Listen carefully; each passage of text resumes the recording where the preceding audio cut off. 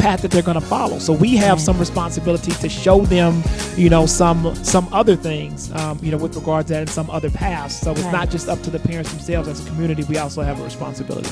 And I like the honesty in it, that especially by you being a man and talking about, that is something that women need to really take a closer look at, especially to our girls. And so big ups. I really appreciate you tapping into that. I hope that definitely evokes conversations between mothers and daughters, communities. And I definitely see that going somewhere. That was the plan. That's what I'm hoping for. Yes. Okay, so here we go. Number 5. Yep. Woo! That's probably my favorite. My favorite poem. On the whole thing. I couldn't say it like you said it. From the beginning of that was my feelings. From I've been through. I'm going through. Right. And I was. Thank you. Yeah. Thank you. So number 5 is the title track off of the CD itself. It's called "The Other Side of the Story." Right. Right. Do me a favor. Just say the beginning verse. that thing. The first line basically really pretty much sets the tone, and it says there are 3 sides to every story: yours, mine, and the truth. And then, we kind of go through that because people have different perspectives, right? So they say, well, as a poet, I'm this, I'm that, I'm all of these things or whatever. And I say, well, no, in actuality, this is my life. Like, this is where it all comes from. And I, to your point earlier, sometimes you just gotta let people know, right? Don't be fooled by the love poems and think that, I'm just some dude that you can say anything about and kind of run all over or whatever. At the end of the day, my grandfather also taught me that I'm a man. Right. And so you gotta stand as a man, and sometimes, you gotta let people know. So that was just me, letting some of my doubters or some people who felt the need to try me, to let them know that, this is not really that kind of party. I want you to say it. I want you to say like that first. I don't want you to give them too much. I just want you to get that first beginning on "They Don't Even Know I Know It."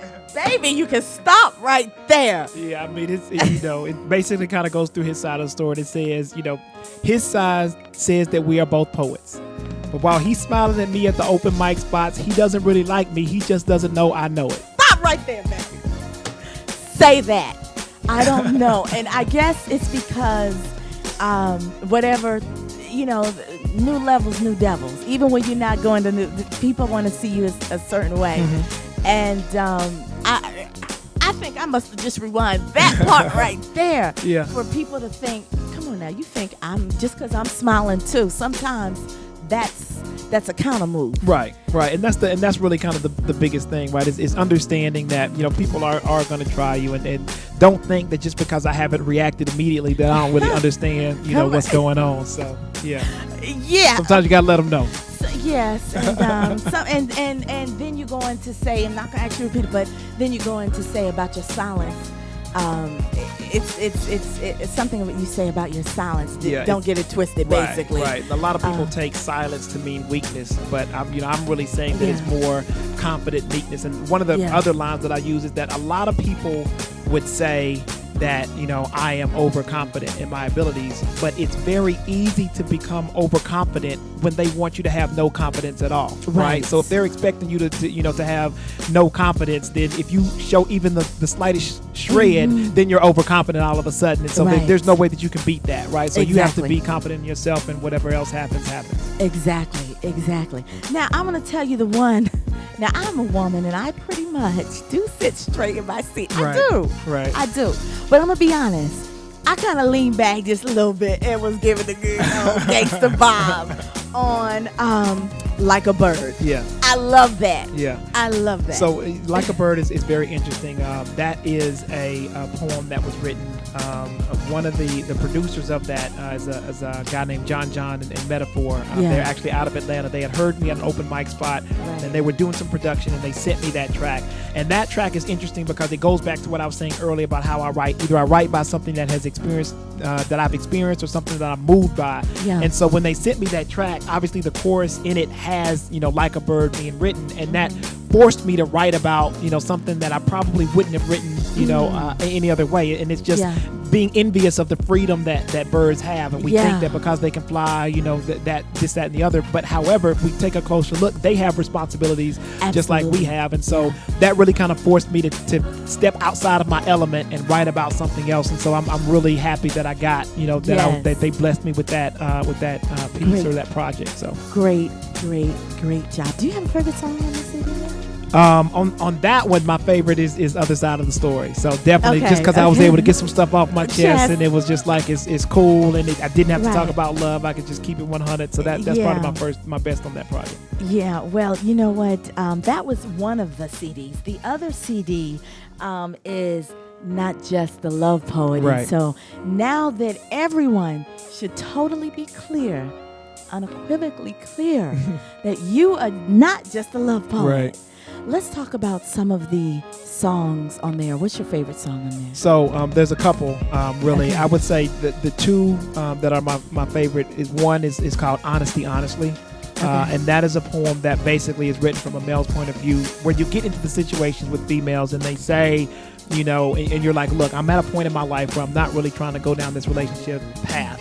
And the female says, I understand, that's great. We can just be friends, and we can just kind of, right, exactly. And just kind of going through that process. And so because it's really, flat out honest. We had the conversation ahead of time. You said that you can handle it. Now here we are in this place. And the reality is that I'm going to lose what could have been a very good friendship because we didn't just be honest with ourselves, or I was honest with you, but you didn't really want to hear that honesty to begin with. So that's, that one. And then the second one would probably be, We're Gonna Make It. And so that poem was basically written, I wrote the poem, but it was produced by JD, a producer here local to Nashville, and a wonderful, amazing singer called Caramel Walker. Okay. And she had originally written, the hook, We're Gonna Make It, to talk about getting out of, the struggles of the world and the hood and everything else. But when I heard it, I said that we, especially, kind of in our communities, need some type of reinforcement that relationships are going to make it, that marriages are going to make it. And so, that really was kind of the crux of that poem, to say, hey,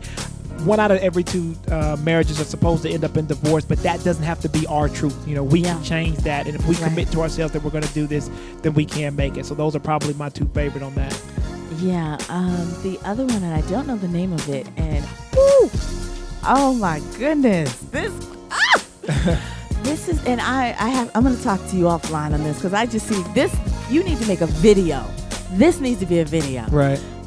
This is the one where you say, they made me wish that I was a piano player. Yes, yeah. What's the name of that one? So the name of that, ironically, is I Wish. I wish. Okay, I wish. I Wish. Yeah. So in doing poetry, I've had the opportunity to perform in a lot of different venues, and even at the show that we have tonight, we're gonna have a live band. Right. And so what was happening was I was performing with these live bands, and I'm usually not a jealous person, but I realized that no matter what I say as a poet, I'm never gonna be able to get a woman to kind of move or shake or slump in her seat the way that a drummer can, or the way.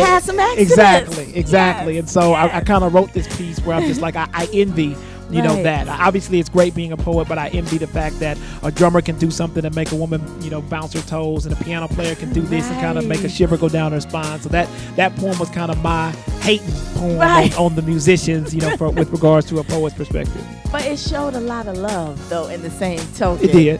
It really did. And, wow, I was driving, and I was like, whoa. I had to adjust myself a couple of times. Right. I mean, what I really wanted to do, again, is kind of give you a little bit of everything, right? So I'm going to talk about socially conscious issues. I'm going to talk about, some religious interpersonal issues. I'm going to, talk about relationships, but we also have that erotic, sensual side of us as well. So I wanted to make sure that portion of my personality was covered. So. Well, okay, this is a great. I already know where you're going. He nasty, y'all. And when you grown, nasty's good. That's I ain't mad at you for that. So for the grown, this is part. I'm not gonna get too much into it because I want everybody to cop the CD. But you definitely appeal to the grown people, and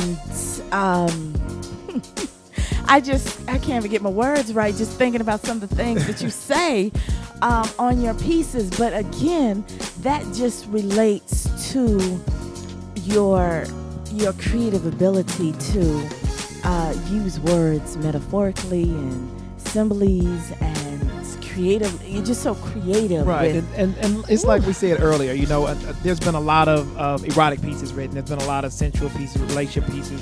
How are you going to write something that is a little bit, you know, different? How are you going to tell it from a different perspective that the person who's listening to it is compelled, right? And at the end of the day, we're talking about taking off the mask and being, you know, completely naked, you know, with regard from a poetry perspective. Oh, you know, I thought you meant literally. with regards to the audience, and the reality of it is that if we're really honest with ourselves and all the facets of our personality, you know, sometimes we're very caring, sometimes we are, you know, upset and angry like other side of the story, sometimes we are very sensual and erotic like I Want You, and then sometimes there's just that kind of animalistic you know, kind of portion of our personality, and so the poem The Gentleman really kind of talks about that, right? It really just kind of goes into, my mother raised me as a gentleman, and I know, you know, all of the things that the nice things to do, but there's also this other side that every now and then, you know, kind baby, of if comes you out willing, and needs to be addressed. If you down, I'm just playing unless you're gonna do it. Right. So.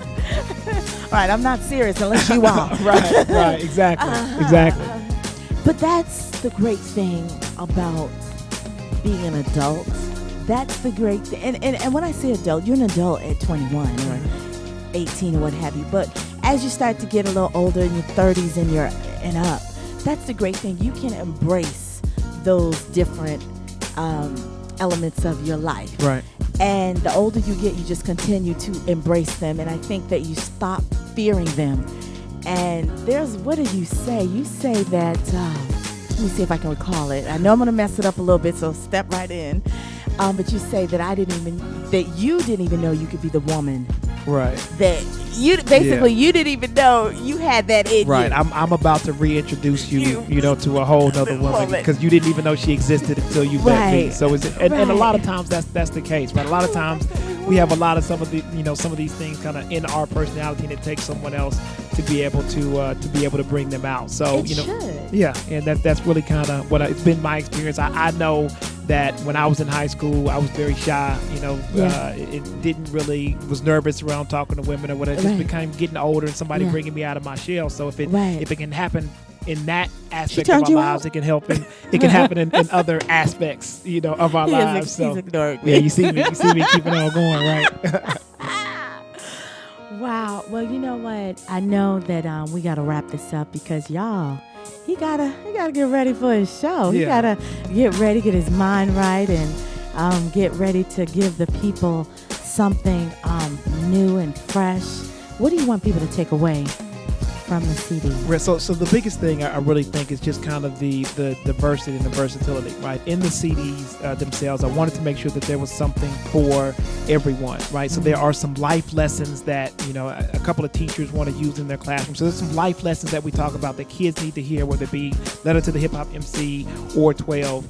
You know, as adults, you know, some of the relationship things that we talk about. I talk about my spirituality and the sensual things. So if there's anything else, just understand that it's really a combination. There's something in there for everybody, and at the bottom line, you may not agree with everything that I say, you may not agree with everything that you hear, but if it evokes a conversation between you and, you know, your kids, or you and your mate, or you and your friends, then I've done what I was supposed to do, right? I understand that you're not going to agree with me, but at the end of the day, I'm trying to promote the art form, and I'm trying to evoke conversation in people, so that through that conversation we learn about each other and we learn about ourselves. Right. So where can they get the CD? So glad that you brought that up. So right now there's a couple of different ways that you can buy the CD. So you can go to my website, mydichotomy.com. So that's mydichotomy.com. So you can purchase that there, and you can get the hard copies. If you're interested in a digital copy, I'm in the process of having that uploaded, but that's available right now at Reverb Nation. So if you go to reverbnation.com and look up Dichotomy, both of the albums are there and available for digital downloads. So if you want the physical copies, you can go to My Dichotomy, or you can go to Reverb. And if you go to My Dichotomy, there's a link to the Reverb anyway. So really that would be your central point for all things Dichotomy. Okay. Twitter, Facebook. Yeah, so Twitter, I'm definitely on Twitter at Dichotomy Poetry with regards to that. Facebook is Dichotomy the Poet, so you can find me there. But really, if you like I said, if you go to mydichotomy.com, it has a link to my Facebook, a link to my Twitter. all of that stuff is there. So I would probably say go there, and you can find me on Facebook, Twitter, all that good stuff. That's good. What do you know now that you wish you knew then? I think if I knew, well, a couple of things. One, I wish I knew the power of words, then, right? And not just to kind of use it in a manipulative fashion, but really just to try to understand